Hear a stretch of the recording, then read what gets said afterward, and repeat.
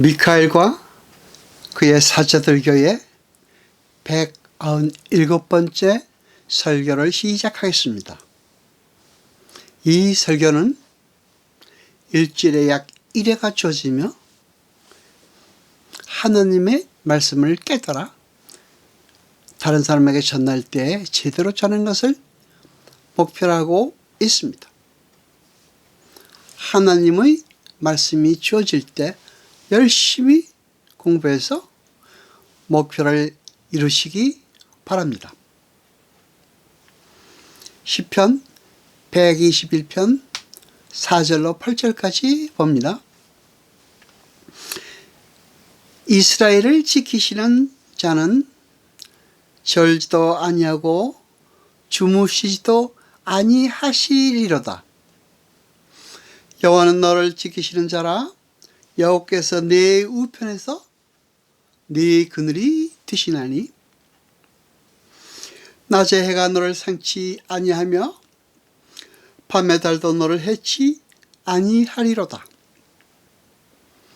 여호와께서 너를 지켜 모든 환난을 면케하시며 또 네 영혼을 지키시리로다. 여호와께서 너의 출입을 지금부터 영원까지 지키시리로다. 아멘. 하나님께서는 절지도 않으시고 주무시지도 않으시면서 우리를 지키신다고 말씀하고 계십니다. 우리의 모든 환난을 면케해 주신다고 말씀하십니다. 그렇죠? 그렇다면 우리가 예수를 믿는 그 순간부터 우리의 삶 속에 환난이 없어야 되는 것 아닙니까? 그럴 것 같지요? 왜 예수님께서는 세상에서 우리를 환난을 당할 것이라고 말씀하십니까? 환난을 없이 해주신다면서요. 그렇죠? 그렇게 말했죠? 그의 예를 우리가 찾아내기 위해서 야베스의 기도를 보겠습니다. 우리 익히 다 잘 알고 계시는 야베스의 기도는 야베스라는 사람이 기도를 해서 하나님께서 그 기도를 들어주셨다라고 우리는 알고 있습니다. 그렇죠? 그래서 우리도 야베스처럼 기도하자.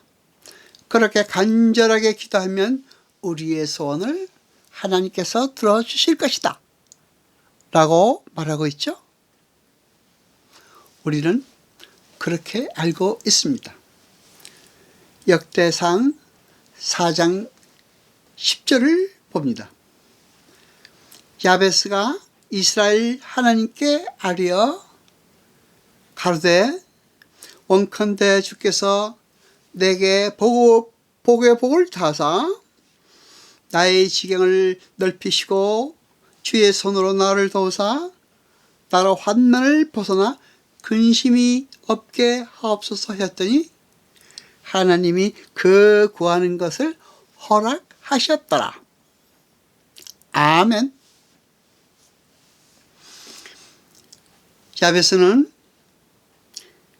유다 지파가 아직 정복하지 못한 헤브론 땅을 하나님의 약속만 믿고 싸워서 지경을 자꾸 넓혀가야만 하는 그 시점에서 이 야베스의 기도가 등장하는 것입니다. 그래서 지경을 자꾸 넓혀가야 하는 그 시절의 사람이었습니다. 그래서 야베스가 지경을 넓혀달라라고 기도를 했습니다. 그 당시에는 그 누구도 일개 조그마한 유다 지파가 아낙 사람들의 헤브론 땅을 완전히 정복할 수 있을 거리라고 믿지를 않았습니다. 아낙 사람들은 키도 크고 덩치도 좋고 거인이었습니다. 그렇죠? 그러나 야베스는 달랐습니다. 그러나 하나님이 약속하신 땅이므로, 주겠다고 약속하신 땅이므로 하나님께서 반드시 주신다고 생각하고 주실 것이라고 그 약속을 믿고 기도를 했던 것입니다. 여러분, 그것을 믿음이라고도 하고 소망이라고도 합니다. 그렇죠? 결국 여러분이 다 아는 바와 같이 야베스의 기도는 그 당대에는 이루어지지 않았습니다. 야베스의 기도는 다윗과 솔로몬 시대에 와서 이루어졌습니다. 그러나 가시적으로는 성취되지 않은 하나님의 언약을 굳게 붙들고 나타나지 못한 자로, 감추어진 자로 성실에게 언약을 향하여 하나님의 말씀대로 나아가는 삶을 산 야베스를 우리는 기억하며 우리는 본받아야 할 것입니다. 그렇습니다. 야베스의 기도는 기도를 드리긴 했지만은 야베스의 기도가 당대에는 응답이 안 되었습니다. 그러나 그 야베스의 기도는 하나님께서 하나님의 때에 분명하게 이루셨다는 것을 우리는 역사를 통해서 알 수가 있습니다. 그래서 성경은 야베스가 구한 것을 하나님께서 다 들어주셨다고 기록하고 있는 것입니다. 당대에는 여전히 전쟁이 있었고 환난이 있었지만은 하나님의 계획과 뜻은 야베스의 기도대로 완벽하게 이루어진 것을 우리는 알 수가 있습니다. 그래서 우리 성도들은 지금 우리 눈앞에는 보이지 않더라도 가시적인 응답을 볼 수가 없더라도 믿음과 소망을 가지고 하나님 나라의 완성이라는 하나님 나라의 완성이라는 그 언약의 마지막을 향하여 열심히 소망을 가지고 나가야 하는 것입니다. 그것이 성도의 삶인 것입니다. 그러니까 야베스의 기도나 시편 등에서 나오는 하나님에 의해서 지켜지고 막아지는 구약의서의 환난은 성도가 그 당대에서 겪는 환난이라기보다는 다가올 하나님의 땅, 하나님의 나라에서의 환난을 말하는 것이라고 볼 수가 있습니다. 그리고 그 하나님 나라의 완성이 실패할 수 있는 그런 환난은 하나님께서 막아주신다는 것입니다. 그러니까 환난이 없는 것이 아니고 환난은 있는데 하나님 나라의 완성에 관한 그 하나님의 뜻에 반하는 그런 환난은 주어지지 않는다는 것입니다. 구원받은 우리 성도들의 삶 속에서 그렇게 하나님의 뜻에 반하는 그런 환난은 절대로 있을 수 없다는 것이 구약에서 자주 말하는 환난을 명쾌해 주신다는 그런 것의 진정한 뜻인 것입니다.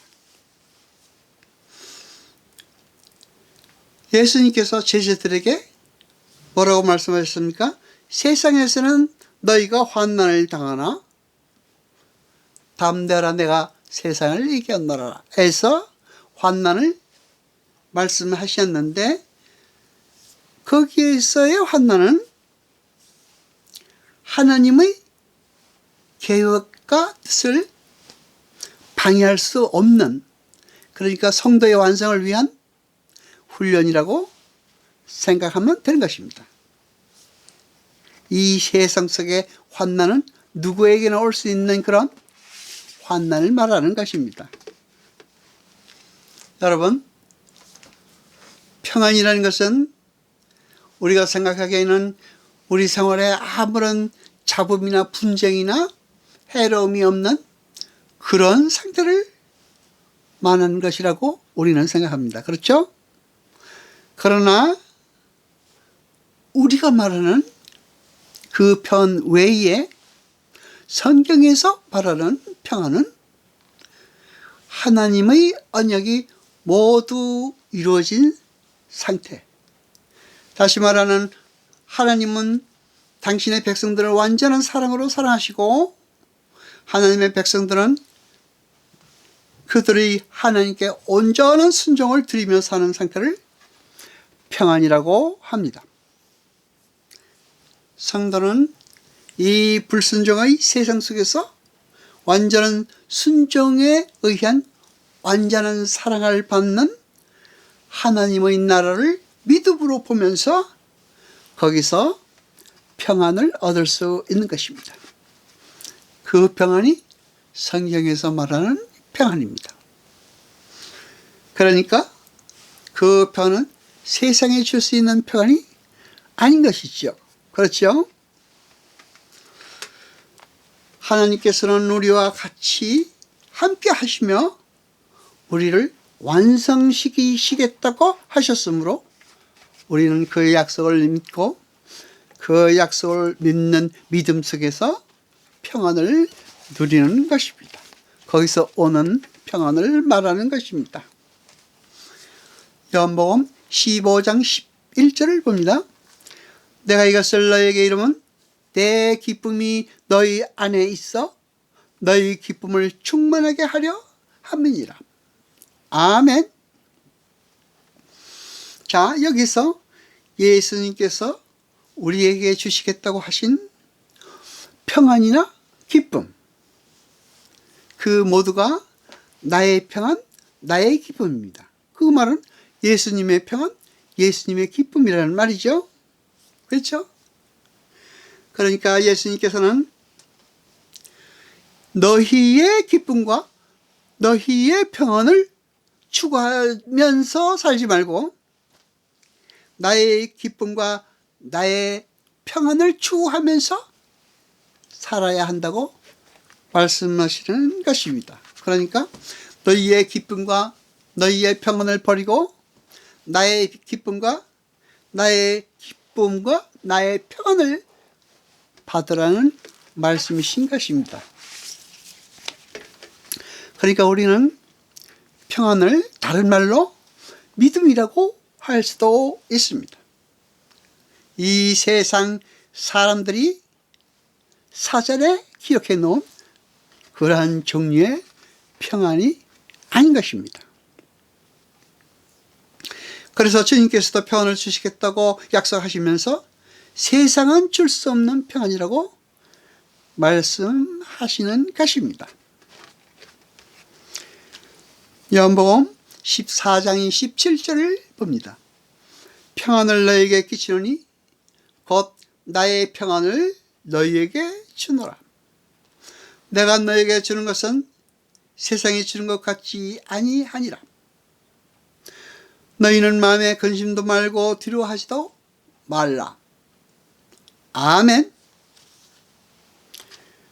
오늘 본문에서 예수님께서 말씀하시는 평안 또한 환난은 우리가 말하는 평안과 환난과는 다른 것입니다. 그렇죠? 평안이나 환난이 우리가 생각하고 있는 그런 사전적인 평안이나 환난이 아닌 것입니다. 평안은 이 세상에서 얻을 수 있는 평안이요, 하나님께서 주시는 평안이요, 환난도 이 세상의 모든 사람이 겪는 환난이며 우리의 완성에 위해를 끼치는 그런 환난은 결코 우리에게 오지 않도록 하나님께서 막으신다는 그런 내용입니다. 그렇죠? 우리가 생각하고 있는 평안과 기쁨, 그것과는 반대 평안과 기쁨입니다. 예수님께서는 지금 사람들에게 잡혀서 곧 죽음을 맞이하게 되셨습니다. 그런데 그 상태에서도 예수님께서는 평안과 기쁨이 있더라는 것입니다. 그 최악의 상황 속에서도 하나님의 뜻이 이루어지고 있음을 예수님은 알았던 것입니다. 그렇죠? 그래서 우리가 겪고 있는 상황이 그리고 환경이 어떠하다 할지라도 그 전지전능하시고 역사와 우주를 주관하시는 하나님을 믿는 믿음 속에서 그분의 뜻이 이루어지고 있다는 것에 기쁨을 느끼고 그 사실을 알므로써 평안을 느끼는 우리가 되어야 하는 것입니다. 하나님께서 주시겠다고 하는 평안과 기쁨은 바로 그 평안과 기쁨인 것입니다. 그렇죠? 그리고 우리가 기도할 때 담대함을 주소서라고 기도합니다. 그렇죠? 그런데 그 담대함이라는 것이 모든 사건과 상황 속에서 겁도 없고 두려움도 없고 흔들림이 없이 씩씩하게 그 상황을 이겨내는 것을 말합니까? 그것을 담대함이라고 합니까? 그렇지 않습니다. 두렵고 떨리고 아프고 힘든 상황에서 그러한 고통보다 더 가치 있는 것을 확신하고 한 발 한 발 내딛는 것을 담대함이라고 하는 것입니다.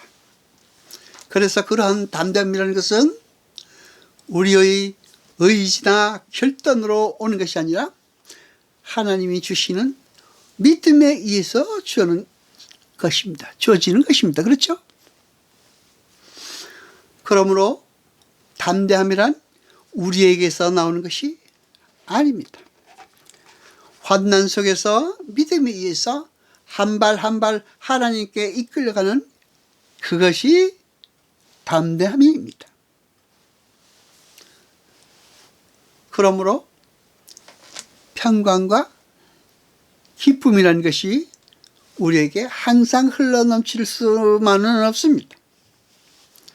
하나님의 약속이 진심으로 믿어질 때 그때 잠시 붙들 수 있는 하나님의 언약의 성취에서 느낄 수 있는 것입니다. 상황은 여전히 환난인데 믿음에 의해서 그 상황이 이겨지는 것입니다. 요한복음 16장 33절을 봅니다. 이것을 너희에게 이름은 너희로 내 안에서 평안을 누리게 하려 함이라.